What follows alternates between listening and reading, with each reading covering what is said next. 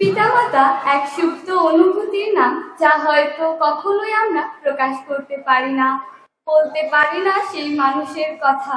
পিতামাতা হচ্ছে সেই মানুষ যার শাসনে আমরা ভয়ে লুকোই আর ভালোবাসায় ছুটে চলে আসি। পিতামাতা ছোট্ট দুটি শব্দ, এই শব্দের মাঝে লুকিয়ে আছে পৃথিবীর সকল মায়া, মমতা, অসাধ্য, অকৃত্রিম স্নেহ ও নিঃস্বার্থ ভালোবাসা। পিতামাতা হলো হার না মানা এক অকৃত্রিম সৈন্য। সে শুধু নিজের সন্তানের জন্য ত্যাগ স্বীকার করতে পারে।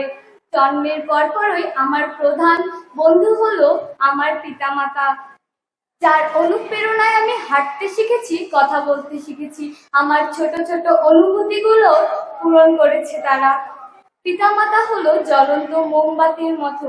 আলো যেমন অন্ধকারে পথ দেখায়, পিতামাতাও ঠিক তেমনি আমাদের অন্ধকারে আলোর পথ দেখায়।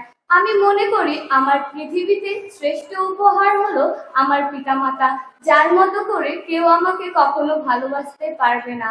দুঃখের ব্যাপার হলো এই জগতে আমি যার কারণে আলো দেখেছি, যার কারণে আমি আজ এই জায়গায় এসেছি, সেই মা নামক ব্যক্তিটি আমার আজ পাশে নেই।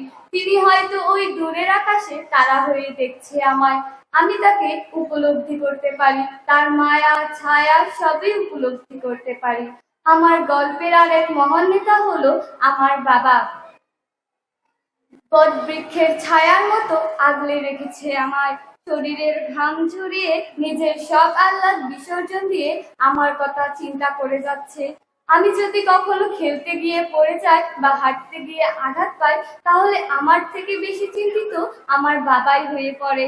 যন্ত্রের সক্ষমতা কমে যায়, ঝড়ের গতি কমে যায়, শুধু সক্ষমতা ও গতি কমে না বাবা মায়ের। যারা আমাদের নিঃস্বার্থভাবে ভালোবাসছে, তাদের জন্য কোনো দিন বা দিবসের প্রয়োজন হয় না। 365টি দিনের প্রতিটি সময়ই মনে করতে চাই বাবা মা শব্দটিকে, যারা আমাদের জন্য তাদের প্রতিটি সময় বিসর্জন দিয়েছে। ধন্যবাদ।